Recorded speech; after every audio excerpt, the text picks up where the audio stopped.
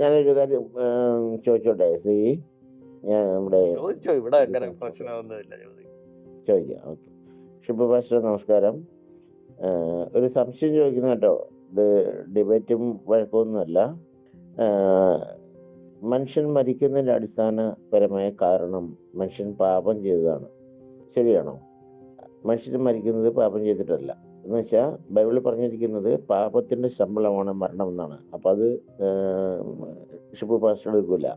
പാപത്തിന്റെ ശമ്പളം മരണം എന്നുള്ളത് അത് ഫിസിക്കൽ ഡെത്തിനെ കുറിച്ചല്ല. ആയിക്കോട്ടെ. അപ്പൊ മനുഷ്യർ മരിക്കുന്നത് മറ്റേ എന്താണ്, നമ്മുടെ പുസ്തകത്തിൽ പറഞ്ഞിരിക്കുന്ന മാതിരി പാപം ചെയ്തു, അതിന്റെ ഒരു പ്രോസസ്സിന്റെ ഭാഗമായിട്ടാന്ന് വെച്ച് കഴിഞ്ഞാൽ നമ്മുടെ ആദ്യ പിതാവ് ചെയ്ത പാപത്തിന്റെ ശമ്പളമാണ് ഇപ്പോൾ മനുഷ്യർ മരിക്കുന്നുള്ളത് താങ്കൾ എടുക്കൂല. താങ്കൾ സ്വന്തമായി പുസ്തകം വായിച്ചാണോ അത് ആരെങ്കിലും പറഞ്ഞു കേട്ടതാണോ? പുസ്തകം വായിച്ചിട്ടുണ്ടോ? ഞാൻ അത്യാവശ്യം വായിച്ചിട്ടുണ്ട്. അപ്പൊ ഞാൻ ചോദിക്കുന്നത്, ഈ ആദമിനെ സൃഷ്ടിച്ചത് മരണമുള്ളവനായിട്ടാണോ മരണമില്ലാത്തവനായിട്ടാണോ? അവനോട് എല്ലാ കാലം ജീവിക്കാനാ പറഞ്ഞത്. അങ്ങനെയല്ല ആദമിനെ ദൈവം സൃഷ്ടിച്ചത് മോർട്ടൽ ആയിട്ടാണോ, ഒരു മോർട്ടൽ ബീയിങ് ആയിട്ടാണോ, ഇമ്മോർട്ടൽ ബീയിങ് ആയിട്ടാണോ സൃഷ്ടിച്ചത്? ചോദ്യം ശ്രദ്ധിച്ച് കേട്ടിട്ട് വേണം ഉത്തരം പറയും. മനസ്സിലായി. സൃഷ്ടിച്ചത് മോർട്ടൽ ആയിട്ടാണ്. മോർട്ടൽ ആയിട്ടല്ല സൃഷ്ടിച്ചത് എന്നാണ് അവിടെ അത് കൃത്യമായിട്ട് താങ്കൾ പറഞ്ഞ വാക്കല്ല അവിടെ എഴുതി വെച്ചിരിക്കുന്നത്. മനസ്സിലാക്കാൻ പറ്റും. മനസ്സിലാൻ വേണ്ടി ആ വാക്ക് ഞാൻ പറഞ്ഞാണ്, ആ വാക്കല്ല ഞാൻ ചോദിച്ചത്. ആയിക്കോട്ടെ. അപ്പൊ മർത്യനായിട്ടല്ലേ സൃഷ്ടിച്ചേ? അങ്ങനെ ഞാൻ മലയാളത്തിൽ പറയാന്ന്, മർത്യനായിട്ടാണോ സൃഷ്ടിച്ചത്, മർത്യനായിട്ടാണോ സൃഷ്ടിച്ചത്, അമർത്യനായിട്ടാണോ സൃഷ്ടിച്ചത്?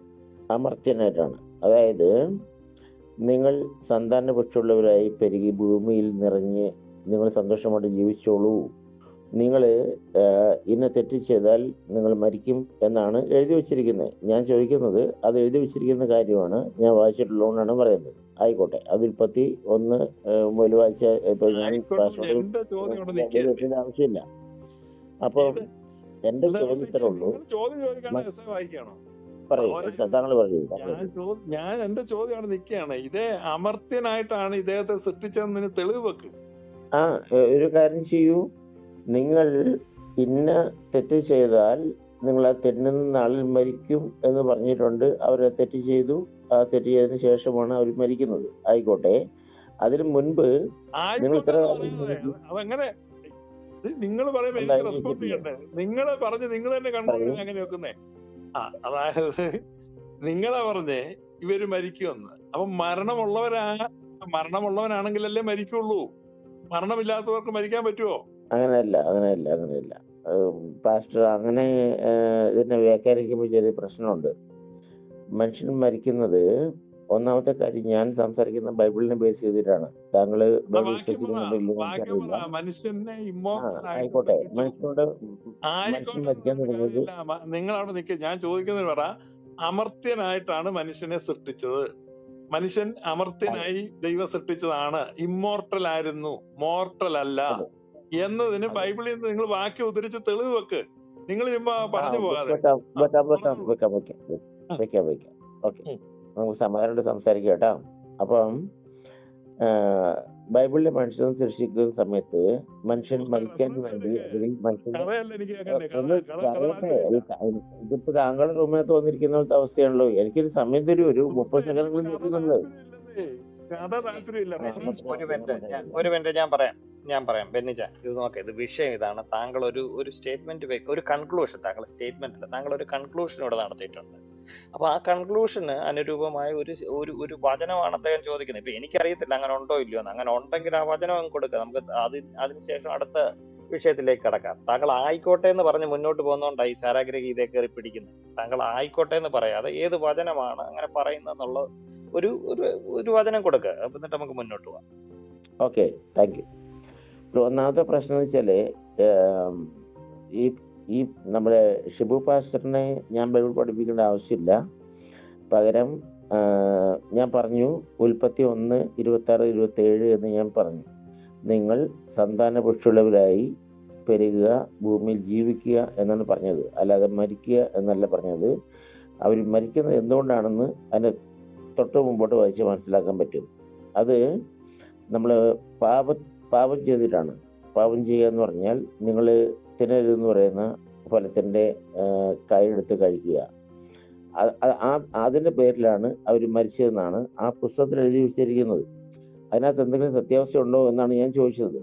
ഇപ്പം ബെന്നിയോട് ഒരാൾ പറയാണ്, നീ ഒതളങ്ങ തിന്നരുത്, നീ ഒതളങ്ങ തിന്നാൻ മരിക്കും എന്ന് പറഞ്ഞാൽ അതിന്റെ അർത്ഥം ഒതളങ്ങ തിന്നില്ലെങ്കിൽ ബെന്നി എന്നേക്കും ജീവിക്കുമെന്നാണോ?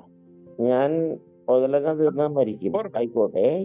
പക്ഷെ അതിന് മുൻപ് പറയാണ്, ബെന്നി നീ സന്താന പുഷ്ടിയുള്ളവനായി ദീർഘായുസായിട്ടിരിക്കെ ആ ഒതളങ്ങ ഒന്നും പറിച്ചു തിന്നേക്കരുത്, അത് പറിച്ചു തിന്നാൽ നീ ചത്തുപോകും എന്ന് പറഞ്ഞാൽ ബെന്നി ചിന്തിക്കുന്നത് ഈ ഒതളങ്ങ തിന്നുന്നില്ല, ബെന്നി എന്നേക്കും ഇങ്ങനെ ഇരിക്കും എന്നാണോ അതിന്റെ അർത്ഥം? നമുക്ക് കൃത്യമായിട്ട് സംസാരിച്ചു പോകല്ലോ. ആയിക്കോട്ടെ, ഞാൻ പറഞ്ഞ ആ വാക്യം മാത്രം ഞാൻ വീണ്ടും എടുക്കുകയാണ്. അതായത് നിങ്ങൾ സന്താന പുഷ്ടിയുള്ളവരായി പെരുകി ഭൂമിയിൽ നിറഞ്ഞ് ജീവിക്കുക എന്നാണ് പറഞ്ഞത്, മരിക്കുക എന്നല്ല. മരിക്കണമെങ്കിൽ ഈ പ്രശ്നം ചെയ്തത് കൊണ്ടാണ് മരിക്കുന്നത്. നിങ്ങൾ പാപം ചെയ്തു, അതിന് ശമ്പളമാണ് മരണം എന്നെഴുതി വെച്ചേക്കുന്ന പുസ്തകമല്ലേ ബൈബിൾ. അതിനകത്ത് സത്യാവസ്ഥയുണ്ടോ എന്നാണ് ഞാൻ ചോദിക്കുന്നത്. അറിയാൻ വേണ്ടി ചോദിക്കുന്നതാണ്, നിങ്ങളുടെ വഴക്കുണ്ടാക്കാൻ വേണ്ടി. നിങ്ങൾ മനസ്സിലാക്കാൻ മുഴുവൻ തെറ്റാണെന്ന് ഞാൻ പറഞ്ഞല്ലോ. ആദവിനെ സൃഷ്ടിച്ചത് മരണമുള്ളവനായിട്ടാണ്, മരണമില്ലാത്തവനായിട്ടല്ല. അത് മരണമില്ലാത്തവനായിട്ട്, അതായത് ഇമ്മോർട്ടലായിട്ട് അല്ലെ അമർത്യനായിട്ട് ആദം സൃഷ്ടിക്കപ്പെട്ടു എന്ന് നിങ്ങൾ ബൈബിളിൽ തെളിയിക്കേ. ആയിക്കോട്ടെ, ഈ പഴം തിരുന്നതിന് മുമ്പ് ആദത്തിനോട് നീ ഇത്ര കാലം ജീവിക്കുന്നു അല്ലെ ഇത്ര കാലം ജീവിച്ചാൽ മരിക്കുന്നു ബൈബിളിനകത്ത് എഴുതി വെച്ചിട്ടുണ്ടോ? അത് എഴുതുന്നല്ലോ. അപ്പൊ ആദാമിന്റെ ജാതകം എഴുതി വെച്ചിരിക്കണോ? അത് ശരി. അത് നമ്മൾ അങ്ങനെ മനസ്സിലാക്കിയാൽ മതി അല്ലേ? ആദമിനെ സൃഷ്ടിച്ചത് ഇപ്പൊ ഉദാഹരണം ഞാൻ പറഞ്ഞുതരാം. നിങ്ങള് ഇപ്പൊ കൊച്ചിനോട് പറയണം, മോനെ ആ ഗ്ലാസ് എടുക്കുമ്പോൾ സൂക്ഷിക്കണം കേട്ടോ, താഴെ വീണാൽ പൊട്ടും. അതൊരു കുപ്പി ഗ്ലാസ് ആണ്. അപ്പൊ കൊച്ചു ഗ്ലാസ് എടുത്തു, കൊച്ചിന്റെ ഗ്ലാസ് തെന്നിപ്പോയി താഴെ വീണ് പൊട്ടി. എന്തുകൊണ്ടാണ്?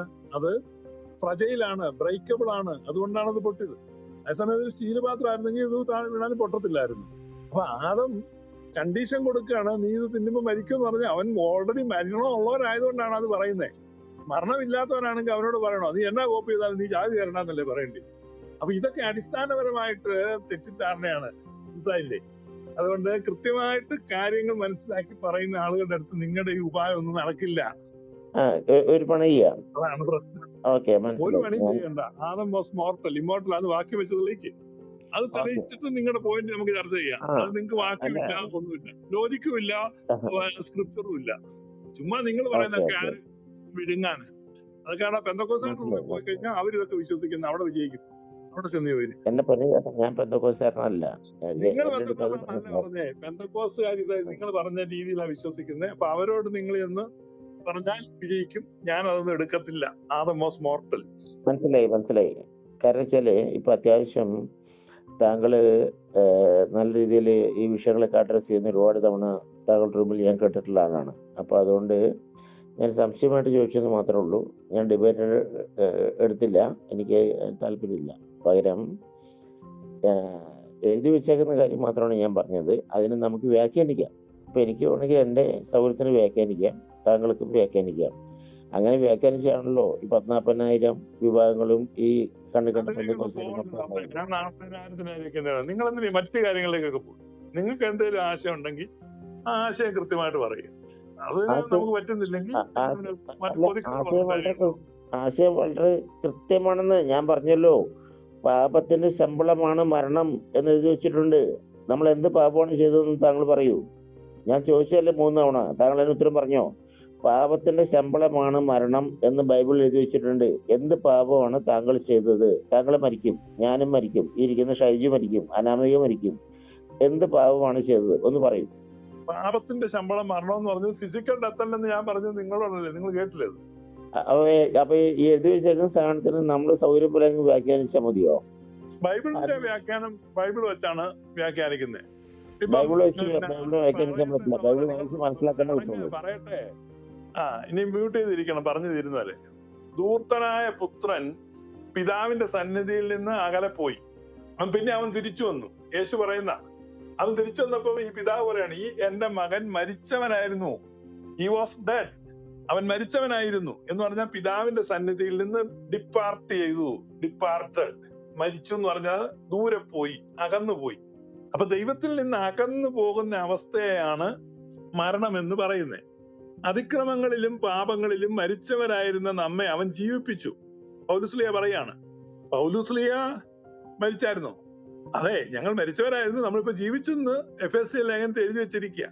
അപ്പൊ മരണവും കഴിഞ്ഞു, ഉയർപ്പും കഴിഞ്ഞു. അപ്പം മരണമെന്ന് ഈ ബൈബിൾ പറയുന്നത് ദൈവത്തിൽ നിന്ന് അകന്നിരിക്കുന്ന മനസ്സിന്റെ അവസ്ഥയാണ് മരണം എന്ന് പറയുന്നത്.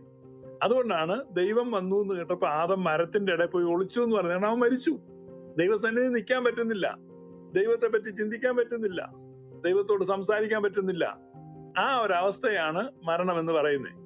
അതാണ് ക്രിസ്ത്യൻ തിയോളജിയിൽ പറയുന്നത്. അല്ല നിങ്ങൾ ഇത് മരണമെന്ന് കണ്ടുകൊണ്ട് അവൻ ചത്തു, അനാമിക ചത്തു, ഷൈജി ചത്തു എന്നൊന്നും പറഞ്ഞിട്ട് കാര്യമില്ല. അതൊന്നും ഇവിടെ വില പോകത്തില്ല. മനസ്സിലായി. അതായത് നമുക്ക് നമ്മുടെ സൗകര്യം പോലെ ഇതിനെ വ്യാഖ്യാനിച്ച് വെളുപ്പിക്കാൻ ശ്രമിക്കാം അല്ലേ? അല്ലാണ്ട് എഴുതി വെച്ച കാര്യം വായിക്കാൻ നമുക്ക് നേരമില്ല. കടന്നു തരാം. ആ താങ്കൾക്ക് താങ്കളുടെ അതുകൊണ്ട് അല്ല പാസ്റ്റർ എന്നോട് പറഞ്ഞ എന്താണ്, താങ്കൾ മിണ്ടാതിരിക്കൂ എന്നാ എന്നോട് പറഞ്ഞത്. ഞാൻ മൈക്കെടുത്തോ? ഇല്ല. പക്ഷെ എന്നെ സംസാരിക്കാൻ നിങ്ങൾ അനുവദിക്കില്ല. ചെയ്താൽ മതി. അല്ലല്ല, അത് കുഴപ്പമില്ല, അത് നമുക്ക് സംസാരിക്കാം. ഈ ബൈബിൾ എന്ന് പറയുന്ന ഒരു സാധനം എടുത്ത് വെച്ചിട്ട് ഈ താങ്കൾ തിയോളജി എന്ന് പറയുന്ന സാധനം മറ്റേ ഈ ഖുറാൻ ഹദീസ് കൊണ്ടുവരുന്നമാതിരി കൊണ്ടുവന്നിട്ട് കാര്യമില്ല. ഞാൻ ചോദിച്ചു ഇവിടെ ഇത് കേൾക്കൂ താങ്കൾ ഇത് കേൾക്കൂ. ഇത് നോക്കാം, ഇവിടെ ഈ സാരാഗ്രഹി ഇവിടെ ഒരു ശക്തമായ വാദം വെച്ചിട്ടുണ്ട്. അദ്ദേഹത്തിന്റെ വാദം, അതായത് ബൈബിൾ വെച്ചാണ് നമ്മൾ അത് വ്യാഖ്യാനിക്കുന്നത് അദ്ദേഹം പറഞ്ഞതിന് ശേഷം ബൈബിളിൽ നിന്ന് ഉദാഹരണം എടുത്ത് അദ്ദേഹം പറഞ്ഞു എന്താണ് മരണം എന്നുള്ളതിന്റെ അദ്ദേഹത്തിന്റെ വിശദീകരണം പറഞ്ഞു. എന്നിട്ട് അദ്ദേഹം പറയുന്നു ആദത്തിനെ സൃഷ്ടിച്ചത് അമർത്യനായിട്ടാണോ? ആണെന്നുണ്ടെങ്കിൽ താങ്കൾ അതിന് വാചകം വെക്കാൻ പറഞ്ഞു. താങ്കളാണ് ഇവിടെ ഓടി ഒളിക്കുന്നതായിട്ടാണ് എനിക്ക് തോന്നുന്നത്. അല്ല, അദ്ദേഹത്തിന്റെ വാദത്തിന് വളരെ വ്യക്തമായ ഒന്ന് പറഞ്ഞു തീർന്നോട്ടെ. വളരെ വ്യക്തമായ തെളിവുകളാണ് വെച്ചേക്കുന്നത്. ആ തെളിവുകൾ താങ്കൾക്ക് സ്വീകാര്യമല്ലായിരിക്കും. അത് ഞാൻ അംഗീകരിക്കുന്നു. താങ്കൾക്ക് സ്വീകാര്യമല്ല എന്നുള്ളതുണ്ട്, അത് സമ്മതിച്ചു. പക്ഷെങ്കിൽ താങ്കൾക്ക് ഇത് പറയുകയാണ്, ഇദ്ദേഹം വെളുപ്പിക്കുകയാണ്, വ്യാഖ്യാനിക്കുകയാണ് എന്നൊക്കെ പറയുമ്പോൾ താങ്കൾ ആണ് ഇതിന് ഇനിയും തെളിവ് വെക്കേണ്ടത്. അതായത് ഈ പറഞ്ഞ വ്യാഖ്യാനം അല്ല ഇതിന് രൂപം. താങ്കൾക്ക് വേറൊരു വ്യാഖ്യാനം ഉണ്ടെങ്കിൽ അതിന് ബൈബിളിൽ നിന്ന് തന്നെ തെളിവ് വെച്ചിട്ട് താങ്കൾ പറഞ്ഞോളൂ. ഇത് ചുമ്മാതെ ഇങ്ങനെ ഒഴുകി പോയിട്ട് എന്താ പ്രയോജനം? വളരെ കൃത്യമായിട്ട് അദ്ദേഹം പറഞ്ഞ കാര്യത്തിന് അദ്ദേഹം തെളിവ് വെച്ചു ബൈബിളിൽ നിന്ന് തന്നെ. താങ്കൾക്ക് ഇതിൽ നിന്ന് വ്യത്യസ്തമായ ഒരു അഭിപ്രായം ഉണ്ട്, ഒരു വ്യാഖ്യാനം ഉണ്ടെങ്കിൽ അതിന് തെളിവ് വെച്ച് സംസാരിക്കും. ചുമ്മാതെ എന്തിനാ പറയുന്നത്? പറഞ്ഞിട്ട് എന്താ കാര്യം? ഇനിയും പറ്റി പറ. ഓക്കെ, ബൈബിളിനെ വെച്ച് ബൈബിൾ വ്യാഖ്യാനിക്കുക എന്ന് പറയുന്നത് ഞാൻ ആദ്യമായിട്ട് കേൾക്കുന്നതാണ്. നല്ല രസമാണ്. അത് വായിച്ച് അടുത്ത് എന്താ എഴുതിയേക്കുന്നത് മാത്രമാണ് ഞാൻ ചോദിച്ചത്. ഇത് എഴുതി വെച്ചിരിക്കുന്ന കാര്യം വായിച്ചിട്ട് നീ മനസ്സിലാക്കിയത് ഇങ്ങനെയാണ്, ഞാൻ മനസ്സിലാക്കിയത് ഇങ്ങനെയാണ് എന്ന് പറയുന്നതാണ് വ്യാഖ്യാനം എന്ന് പറയുന്നത്. ഞാൻ വ്യാഖ്യാനിക്കാനല്ല നിന്നത്.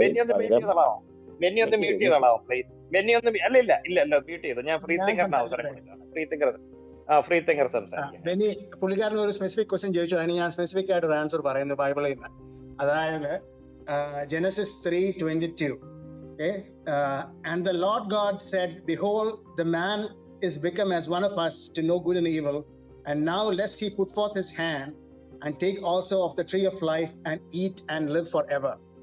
അതായത് മനുഷ്യനെ സൃഷ്ടിച്ചു കഴിഞ്ഞിട്ട് ആദ്യത്തെ ദിവസം തന്നെ പോയി tree of life കഴിച്ചായിരുന്നെങ്കിൽ immortal ആകുമായിരുന്നോ?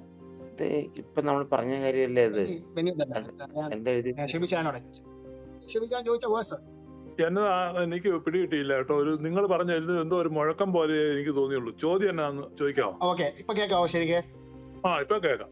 Okay, ഞാനൊരു Genesis 3:22 പറഞ്ഞിരിക്കുന്നു, and the Lord God said, behold, man is become... പറഞ്ഞാ മതി, എന്നാന്ന് പറഞ്ഞാ മതി. അതായത് മനുഷ്യൻ ട്രീ ഓഫ് ലൈഫ്, അതായത് ആദാമിനെ സൃഷ്ടിച്ച ദിവസം തന്നെ ട്രീ ഓഫ് ലൈഫിൽ നിന്നും ട്രീ ഓഫ് ലൈഫിന്റെ പഴം എടുത്ത് കഴിച്ചായിരുന്നെങ്കിൽ ഇമ്മോർട്ടൽ ആകുമായിരുന്നോ? ഇമ്മോർട്ടൽ ആകുമായിരുന്നു. വാദം ഇമ്മോർട്ടലായിട്ടല്ല സൃഷ്ടിച്ചത്, പക്ഷെ ട്രീ ഓഫ് ലൈഫ് കഴിച്ചായിരുന്നെങ്കിൽ ഇമ്മോർട്ടൽ ആയേനെ എന്നല്ലേ? അതെ, ഇമ്മോർട്ടൽ ആയേനെ. ആ പർദീസായിൽ ആദത്തിന് രുചി നോക്കാൻ പറ്റാത്ത ഇമ്മോർട്ടാലിറ്റിയുടെ ഫ്രൂട്ടിനെ മനുഷ്യവർഗത്തിന് നൽകാൻ വേണ്ടിയാണ് ഇൻകാർണേഷനിലൂടെ ക്രിസ്തു വന്നെന്നാണ് ഞങ്ങൾ വിശ്വസിക്കുന്നത്. അതുകൊണ്ടാണ് പറുദീസയിലാദാം രുചി നോക്കാത്ത ഫലം, ആ പറുദീസയിൽ ആദാം രുചി നോക്കാത്ത ഫലം സാമോദം നിന്റെ വായിലേക്ക് വെക്കുന്നു എന്നാണ് ഞങ്ങൾ വിശുദ്ധ കുർബാന കൊടുക്കുമ്പോൾ പറയുന്നത്. അതുകൊണ്ട് ക്രിസ്ത്യാനികളുടെ വിശ്വാസം ഇതാണ്, ബൈബിള് ക്രിസ്ത്യാനികളുടെ പുസ്തകമാണ്, അവരെങ്ങനെയാണ് അതിനെ മനസ്സിലാക്കുന്നതെന്ന് ഞങ്ങളോട് ചോദിച്ചാൽ ഞങ്ങൾ പറയും. വഴിയാ നടക്കുന്ന അലവലാതി ബന്ധക്കോസുകാർക്ക് ഇതൊന്നും അറിയത്തില്ല, അവരോട് ചോദിച്ചിട്ട് കാര്യമില്ല. നമ്മളോടൊക്കെ ചെയ്ത പുള്ളിക്കാരൻ ആ ട്രീ എടുത്ത് ഫ്രൂട്ട് എടുത്ത് കഴിച്ചാൽ മതിയാണ്. മതിയായിരുന്നു, മതിയായിരുന്നു. ഫ്രീത്തിങ്കറുടെ ക്വസ്റ്റ്യൻ വളരെ ഈസി ആയിരുന്നു, ഉത്തരം എളുപ്പം കിട്ടി. അദ്ദേഹം എന്നിട്ടാണെങ്കിൽ ഇപ്പോഴും ഇതുവരെ അത് കഴിച്ചാൽ മതിയായിരുന്നു എന്ന് പറഞ്ഞില്ല, ഇപ്പോഴും കഴിക്കാൻ അവസരമുള്ളവരുണ്ടല്ലേ, അല്ലേ ഷിജാ? അതാ ഞാൻ പറഞ്ഞു, ആദ്യം സ്വീറ്റാൻ ചോദിച്ച ചോദ്യം അതാ. എന്നെ പറഞ്ഞാൽ ആ ചോദിച്ചാൽ എവിടെ തുടങ്ങിയ സ്വീറ്റാനാ ചോദിച്ചത്. ഞാനിത് ആരെങ്കിലും വളരെ ബുദ്ധിപരമായ ഒരു ചോദ്യം ചോദിച്ച് ഇതിനകത്ത് കൂടുതൽ ക്ലാരിറ്റി കിട്ടിയിരുന്നത് നല്ലതെന്ന് ആഗ്രഹിക്കുന്ന ആളാണ്. പക്ഷെ ചുമ്മാതെ ഒഴുകിയിട്ട് കാര്യമില്ല, ഒഴുകുക അതുകൊണ്ട് പ്രയോജനമില്ല. ശക്തമായ ഒരു ആർഗ്യുമെന്റ്. കാരണം ഇവിടെ സാരാഗ്രഹി ഒരു ഒരു ഒരു അദ്ദേഹത്തിൻ്റെതായ ഒരു വീക്ഷണം ഈ വിഷയത്തിൽ ആ വചനത്തിന്റെ കാര്യം പറഞ്ഞു. പക്ഷെ അദ്ദേഹം ബൈബിളിൽ നിന്ന് തന്നെ വളരെ വ്യക്തമായ ഉദാഹരണങ്ങൾ ശക്തമായ രീതിയിൽ, കാരണം അത് കാണിച്ചു തന്നെയാണ് അദ്ദേഹം അദ്ദേഹത്തിന്റെ വാദങ്ങളെ സാധൂകരിച്ചത്. പക്ഷെങ്കിൽ ഇതിനെതിരെ അഭിപ്രായമുള്ളവര് ഇത് തൃപ്തികരമല്ല എന്ന് പറയുകയാണെങ്കിൽ ബൈബിളിൽ നിന്ന് തന്നെ നിങ്ങൾ അതിന്റെ വാചകം എടുത്തിട്ട് പറയണം, ഇന്ന വാചകങ്ങൾ പ്രകാരം നിങ്ങൾ പറഞ്ഞത് തെറ്റാണ്. ഒരുപക്ഷെ ഞാൻ എനിക്ക് തോന്നുന്നു ഈ സാരാഗ്രഹിയുടെ ഒതുക്കത്തിൽ ചോദിച്ചാൽ ചിലപ്പോൾ അങ്ങനെ പറഞ്ഞു തരുമായിരിക്കും, ഒക്കെ കാണുമായിരിക്കും, ഇങ്ങനെ അറിയാം ഇങ്ങനെ പറഞ്ഞു. ഒതുക്കത്തിൽ ചോദിച്ചു നോക്ക്, ചിലപ്പം പറഞ്ഞു തരും. ചേട്ടായി ഒരു നിമിഷം, ഇത് എന്നോടാണ് സംസാരിച്ചത്, എനിക്ക് മനസ്സിലായി. ഫ്രീത്തികളെന്ന് വെയിറ്റ്. സിഹി, ഞങ്ങൾ ആദ്യം മനസ്സിലാക്കേണ്ടത്, ഞാൻ പറഞ്ഞത് ബൈബിൾ എങ്ങനെ വ്യാഖ്യാനിക്കാൻ പറ്റും എന്നല്ല എൻ്റെ ചോദ്യം. അതിനകത്ത് എഴുതി വെച്ചേക്കുന്നത് എന്താണെന്നാണ് ഞാൻ ചോദിച്ചത്. അതിനെ പലരും പല രീതി വ്യാഖ്യാനിക്കുന്നതിനെ കുറിച്ച് ഞാൻ പറഞ്ഞില്ല. ഞാൻ പറഞ്ഞത് അതിൽ എഴുതിയത് ഇങ്ങനെയാണ്, അതിൽ താങ്കൾ അംഗീകരിക്കണ്ടോ? അപ്പൊ പുള്ളി പറയുന്നത് എന്താണ്? പറ്റില്ല. കാരണം എന്താണ്? ക്രിസ്ത്യാനിറ്റിക്ക് അവർ തിയോളജിയാണ്, ബൈബിൾ എല്ലാവരും കൊണ്ട് നടക്കുന്നത്. കാരണം ബൈബിളിനകത്ത് ഈ പറയുന്ന കുർബാനയും വിശുദ്ധന്മാരും ഈ പറയുന്ന കന്യാസ്ത്രീകളും ഈ പരിപാടി മാമോദിസയും ആദ്യ കുർബാനയും ഒരു വസ്തു നടക്കൂല. ഇത് എന്നെ കഴിഞ്ഞ് നന്നായിട്ട് ഭംഗിയായിട്ട് അറിയാവുന്ന ആളാണ് ഈ താഴെ ഇരിക്കുന്ന നമ്മുടെ ഷിബോച്ചൻ. അപ്പം അദ്ദേഹത്തിന് അത് അറിയാത്തതുകൊണ്ടല്ല, പക്ഷേ കൊണ്ടേ നടക്കാം. എന്താണ് നമ്മൾ പറഞ്ഞാൽ മതി. ഞാൻ വായിച്ചപ്പോൾ എനിക്ക് അങ്ങനെ മനസ്സിലായത്. പുള്ളി പറഞ്ഞു, നിങ്ങൾ പാപം ചെയ്താൽ നിങ്ങൾ മരിക്കും എന്ന് പറഞ്ഞു. അത് നിങ്ങൾ ഉദ്ദേശിക്കുന്ന മരണമല്ല, അത് വേറെ മരണമാണ്. ഇതിനെയാണ് വ്യാഖ്യാനം എന്ന് പറയുന്നത്. എനിക്ക് വ്യാഖ്യാനിക്കാൻ താല്പര്യമില്ല. എഴുതി വെച്ച എന്താണെന്ന് മാത്രമേ ഞാൻ ചോദിച്ചുള്ളൂ. വേറെ കഥയൊന്നും ഞാൻ പറഞ്ഞില്ല. വ്യാഖ്യാനിക്കാൻ ഇഷ്ടമുള്ള ആൾക്കാരുണ്ടാവും, ഞാൻ ആ കൂട്ടത്തിലുള്ള ആളല്ല. Thank you. ഈ ബിഷപ്പ് പാസ്റ്റർ ഇതിന് മറുപടി പറയുന്നുണ്ടോ? ഇദ്ദേഹം ഞാനൊരു ക്വസ്റ്റ്യൻ ചോദിച്ചോട്ടെ? ഒരു മിനിറ്റ് ഫ്രീ തിങ്കറെ, ഒരു മിനിറ്റ് ഫ്രീ തിങ്കറെ, അദ്ദേഹം ഒരു സ്റ്റേറ്റ്മെന്റ് വെച്ച് സാരാഗ്രഹിക്കുക. ഞാൻ ഓൾറെഡി മറുപടി മറുപടി ഞാൻ പറഞ്ഞല്ലേ. ഓക്കെ. എനിക്ക് അപ്പൊ ഒരൊറ്റ കാര്യം, ഒരു മിനിറ്റ് സഹോദരൻ, ഇത് നോക്കാം. നമ്മള് വളരെ ഗഹനമായ കാര്യങ്ങൾ മനസ്സിലാക്കാൻ എഴുതി വെച്ചത് മനസ്സിലാക്കാത്തവർക്ക് വേണ്ടിയിട്ടാണ് ഈ ദൃഷ്ടാന്തം നമ്മൾ കൊടുക്കുന്നത്. കാരണം എഴുതി വെച്ചത് നിങ്ങൾക്ക് മനസ്സിലായിട്ടില്ല. ഈ മരണം നിങ്ങളോട് ചോദിച്ചു, വളരെ കൃത്യമായിട്ട് ചോദിച്ചു, മനുഷ്യനെ സൃഷ്ടിച്ചത് അമർത്യനായിട്ടാണോ? ആണെങ്കിൽ അതിന് അനുരൂപമായിട്ട് അതിനെ പിന്താങ്ങുന്ന ഒരു വചനം വെക്കാൻ പറഞ്ഞ് താങ്കളെ കൊണ്ട് സാധിച്ചില്ല. അപ്പൊ അതുകൊണ്ടാണ് ഈ ദൃഷ്ടാന്തം എടുക്കേണ്ടി വന്നത്. അല്ലെങ്കിൽ ഇത് എടുക്കേണ്ടി വരില്ലായിരുന്നു. കാരണം അല്ലെങ്കിൽ താങ്കൾ പറയണം, ഓക്കെ, താങ്കൾ പറഞ്ഞൊരു വചനം, ഇങ്ങനെ ഒരു അമർത്യനായിട്ടാണ് സൃഷ്ടിച്ചതെന്നൊരു വചനം ഉണ്ടായിരുന്നെങ്കിൽ സാരാഗ്രഹി പറയുന്ന ഈ വ്യാഖ്യാനം, അദ്ദേഹത്തിന്റെ ഉദാഹരണങ്ങൾ തെറ്റാണ് എന്ന് നമുക്ക് സമർപ്പിക്കാം. വെനിജ എടുക്കണ്ട, ഞാൻ പ്രീതങ്ങളിലേക്ക് പോവാം. താങ്കളുടെ ആ അഭിപ്രായത്തെ ഞാൻ കണ്ണിച്ചുകൊണ്ട് പറഞ്ഞതേ ഉള്ളൂ. താങ്കൾ പിന്നെയും പറയും ഞാൻ എഴുതിയത് വായിച്ചിട്ട് താങ്കൾക്ക് മനസ്സിലാകാത്തത് കൊണ്ടാണ് അത് വിശദീകരിച്ചു തന്നെ. ഇപ്പൊ എനിക്ക് മനസ്സിലായി, വിശദീകരിച്ച് തന്നാലും ചിലർക്ക് മനസ്സിലാവില്ല എന്നുള്ളൊരു ബോധ്യം എനിക്ക് വന്നു. Thank you.